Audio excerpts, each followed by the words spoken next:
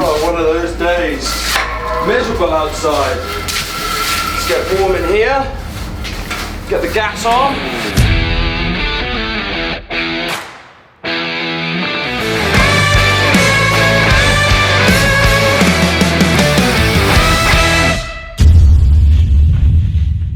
What's up, gang? How are you all doing? Today we're going to be focusing on patinating the Mad Hatter. This is a beautiful bronze by Robert James Workshop, and this piece we had to cast in multiple sections for the reason being, one, ease of casting, and two, you can see this little copper pipe down here. It actually finishes at the end of this teapot spout. The idea is water gets pumped up the copper pipe, through the leg, into his torso, down his right arm, and out the teapot into the teacup, and then back into the basin that's going to be bolted onto.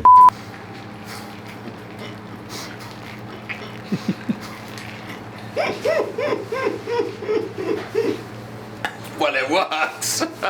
We got some M10 stainless steel thread welded to the bottom of both of his feet, and we will be drilling through the resin basin dish. And then it will be bolted up from underneath. So he's going to be stood on this dish that then the water flows through and it gets recycled. So this copper pipe sits in the sump attached to a pump, and yeah, it's just a beautiful water feature. But this is his raw bronze, and now it's all been brushed back, surface conditioning pads, and we're going to go over with some chemicals and some dioxides, and we're going to give him a lovely colouring, and then once that's all done, we're going to wax him, polish him, and send him on his way. So guys, what we're going to be doing first is we're going to be using our liver of sulphur, which is this sort of crystallised liver, so it smells a little bit eggy. And then you got your ferric nitrate, which we'll dilute in some water. We're going to give it the dark base coat first. These are the colours that we're going to go for. We're going to give him a verdigris jacket. His teapot and his saucer are going to stay polished bronze. We're going to give him a dark liver bottoms and then liver shoes, sort of browny rich hat with a verdigris band. The actual billet here, this sort of card, if you like, is going to be polished bronze as well. But I'm going to give him a sort of a two-tone verdigris jacket, because this one you see here is actually, I think, a resin, so it doesn't look as vibrant as what this can. But I want to give him like a really nice varied sort of verdigris, because on here it looks kind of uniform, so they want just a lovely sort of dark verdigris, light verdigris, and then a dark base. But I'm going to give them a dark base coat to begin with, and then I'm going to go over with the vibrant colours, so then that basically gives us a good foundation to get a good vibrant colour in there. I've got my water already.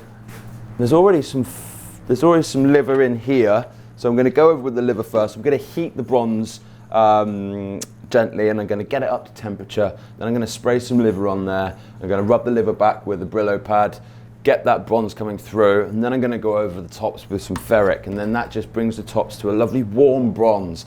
So then you've got your traditional bronze, and from there we add colour. Science! 55. These are chemicals at the end of the day, and with the fumes that come off the bronzes when patinating, either be in a really well ventilated room with extraction. Even still, wear a face mask.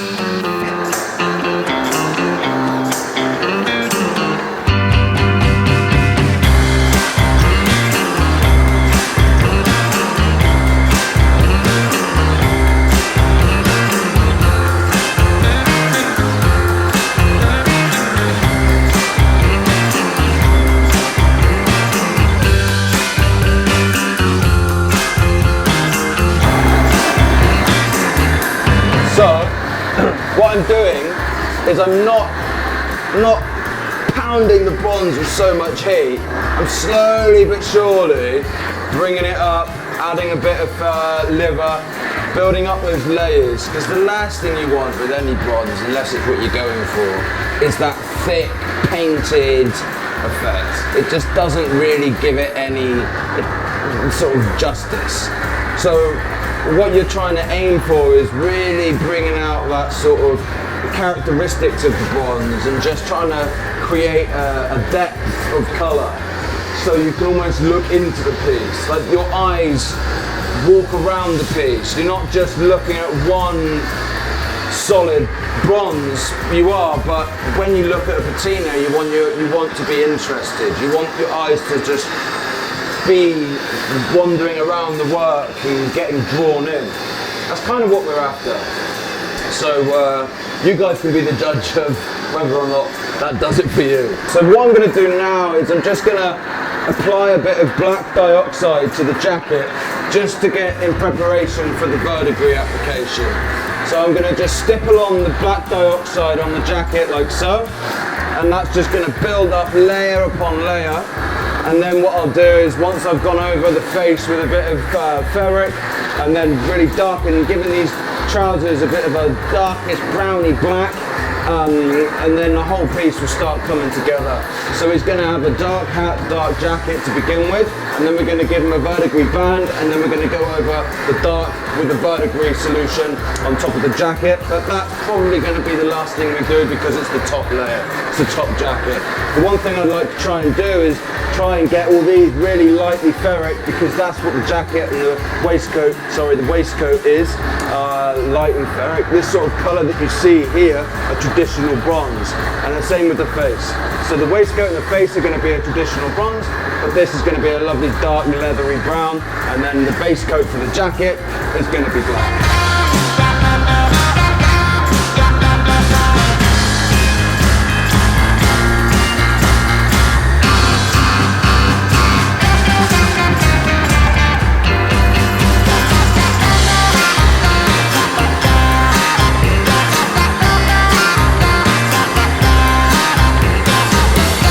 So gang, now you can see that we've applied the black. As you can see, you can still see the bronze coming through. It doesn't look too heavy. Actually, you can rub a bit back. Well, again, it's still a bit warm, so you can rub the edges back. And this particular client likes the edges really, really bronzy. So what we'll do come the end is we'll actually rub all these edges back so they're almost mirror finish, but just glistening. So when they're out in the sunshine, the sun hits it, you need to wear sunglasses. But now each layer is going to be slightly translucent. When we go over the top with the verdigris, you'll still have some of that bronze coming through, and then it will just be this lovely mottled effect. I'm going to stick some ferric nitrate now on the waistcoat, trousers and the hat.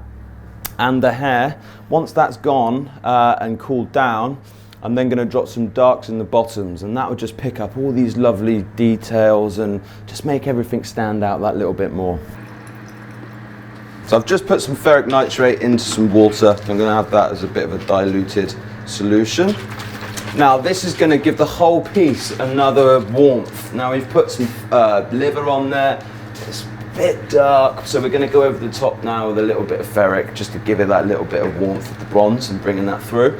And once we're at that stage, we'll have a look and reevaluate.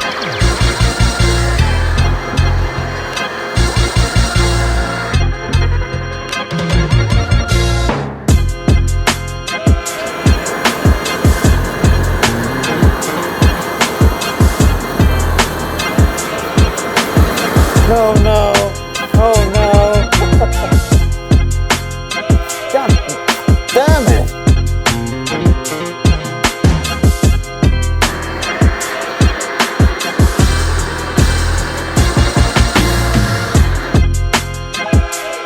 So, we put all the chemicals and dioxides on with a spray bottle, and that's just to give you a lovely overall sort of even colour.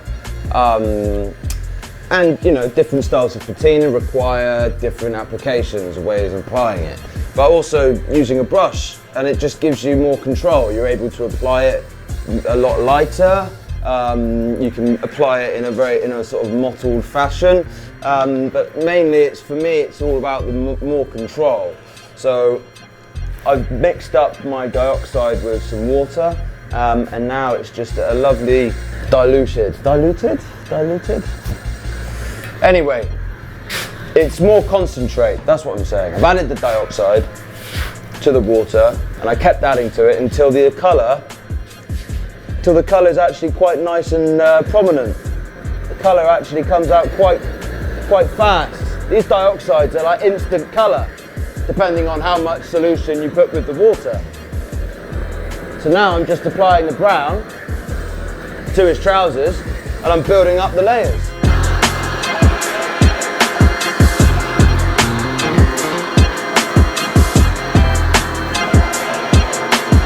Right, so now we're going to be mixing up our verdigris solution, and I've got all my dioxides here. I've got my blue dioxide, I've got my green dioxide, and then the white dioxide. So we're just going to start off with a little bit of a white dioxide, and then we'll just add the greens and the blues, the greens and the blues, just to sort of build it up as we go.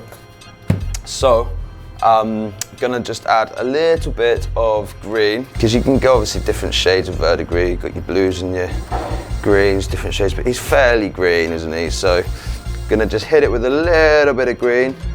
These are very strong, so they're instant, the colors just instantly blend. So just gonna add a little bit more. I just think like a hint of blue, but this obviously is a make or break moment. Just a little dribble like that, so instantly, see how that changes? Almost too much. So I'm just going to add a little bit more green just to bring that back over. There we go. It's more like a duck egg blue now, isn't it?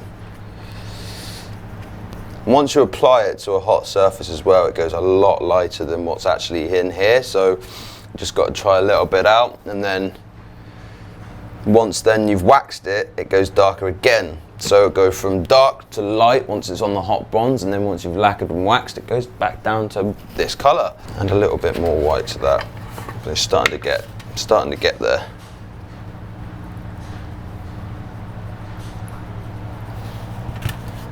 Starting to get there. There we go. Now, I'm going to add a bit of water just to give it, dilute it. Beautiful, beautiful, beautiful, beautiful. I'm going to heat the bronze up now, and then I'm going to start to test the temperature, get it up to a good temperature, and then we're going to start applying the verdigris.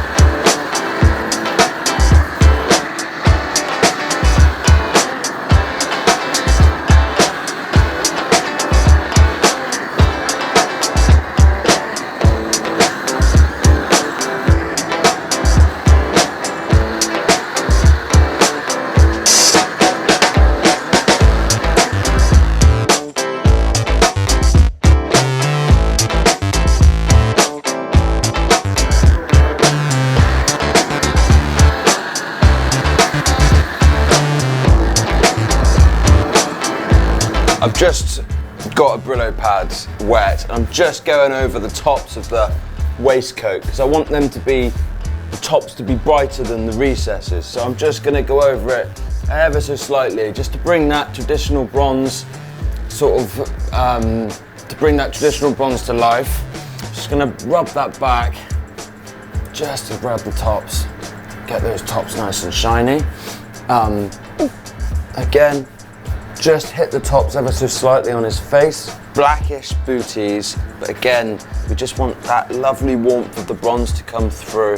So I'm going to rub that black back and then just give that lovely bronzy feeling. You see how now that's all very warm there. It's black, but it's warm. It's not just full black, you know? Otherwise it can look quite cold. So we need some real difference in colour between his waistcoat and his trousers. So I think the trousers, they need to go a little bit darker. So all I'm going to do is I'm just going to run a little bit of diluted black dioxide. They're still a bit warm, but I'm just going to run a little bit over here, just to, in the shadows, just to give it a bit of difference between the two.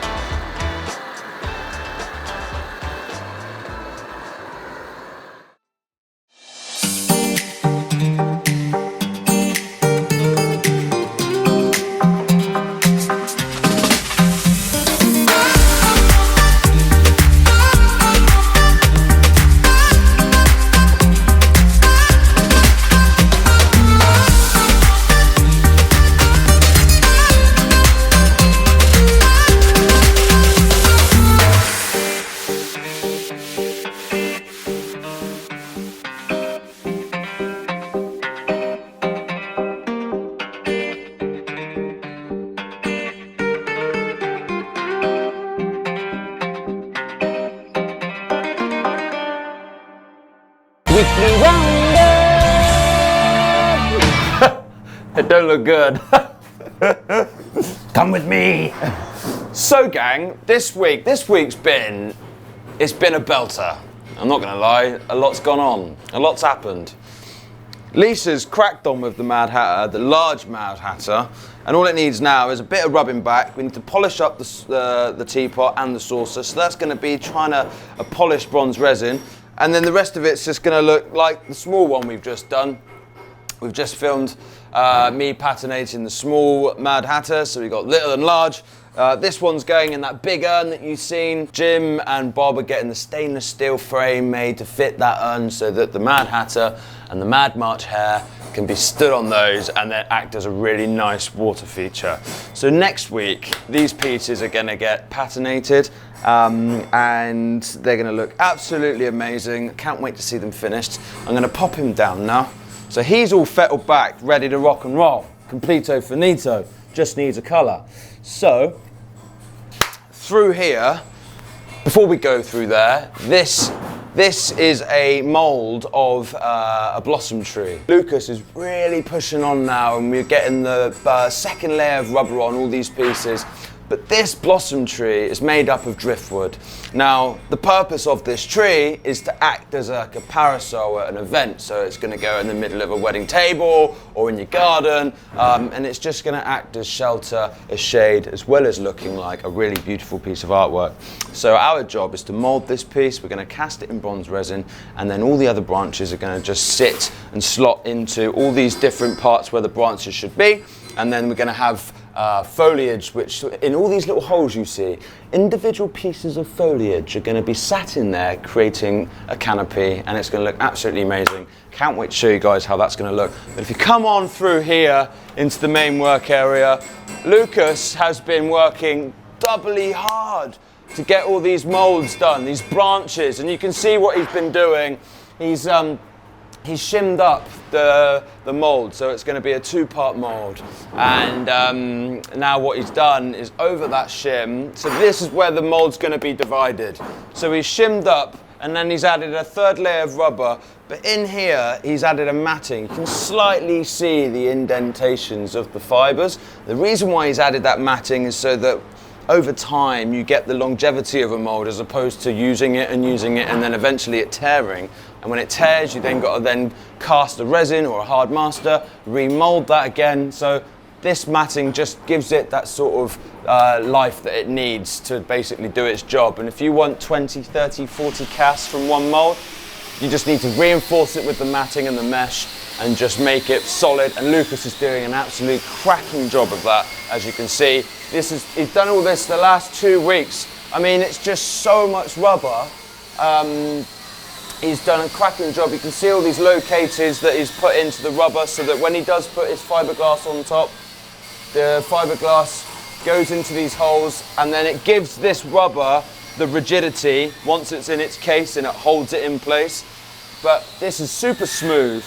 And the way that he's made this rubber super smooth is by getting a water and washing up liquid solution, and just before the rubber turns, you spray it on and you massage all the lumps and bumps out, and that's what gives you your super smooth rubber, so that when you put your fiberglass jacket on, the fiberglass molds to the super smooth surface as opposed to all the lumps and bumps and the nooks and crannies, because every time you then cast it, if it's lumpy and bumpy, you then got to put the rubber in the jacket exactly where it's meant to be. Whereas if it's super smooth, it just glides on in. So Vera and Lucas are treeing up all of my little lovely birds, which I've been sculpting all through lockdown. You've got your wrens, you've got your robins, you've got your nuthatches and some more little wrens.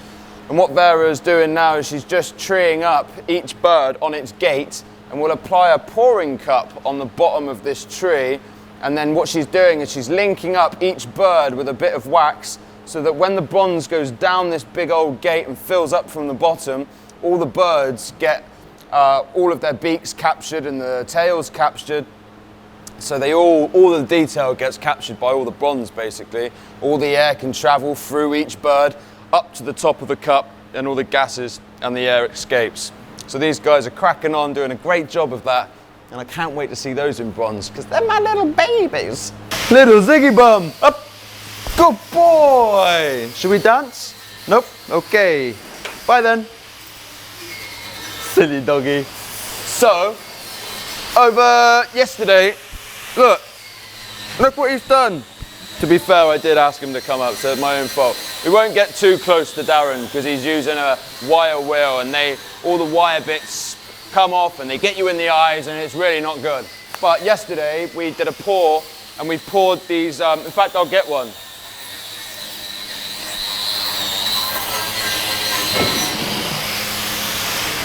Yesterday we did a pour, and this is a piece by Claire Trenchard, and it's a walking wolf. There's 5 of these, and they've all been poured individually, and Darren's just going around cleaning off the worst of the shell before they go in the sand blaster to be blasted. And then basically this, you've got your pouring cup, you've got your main gate, and then you'll have your little runner which come off to let the air out. Each piece, each limb would have been attached by a vent, so that bronze would have flowed into the mold, and it would have filled up, and the air would have travelled up the vents and up to the top of the cup. And this has been a really nice pour. There's no surface pitting. It's really smooth. It just looks absolutely amazing. So really pleased with how they turned out. So Darren's just cleaning them up. Going to cut the gate off. Going to fettle back all the bits, and then we're going to then put them on their bases and patinate them. Nice pieces. Now, over here.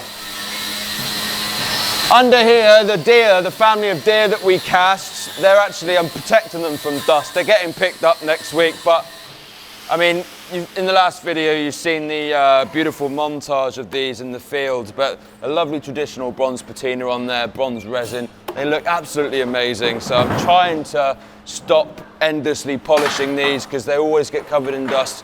So just going to try and save them from getting all dusty. Now, over here, the small Mad Hatter you just seen is going to be stood on this resin dish. Now, in this sump is going to be filled with water.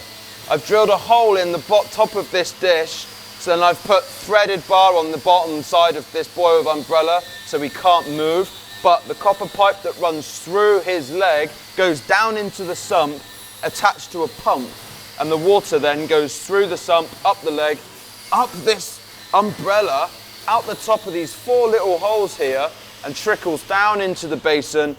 And then I'm gonna need to drill a hole in the bottom of that, like a little draining hole, just so the water then can be recycled.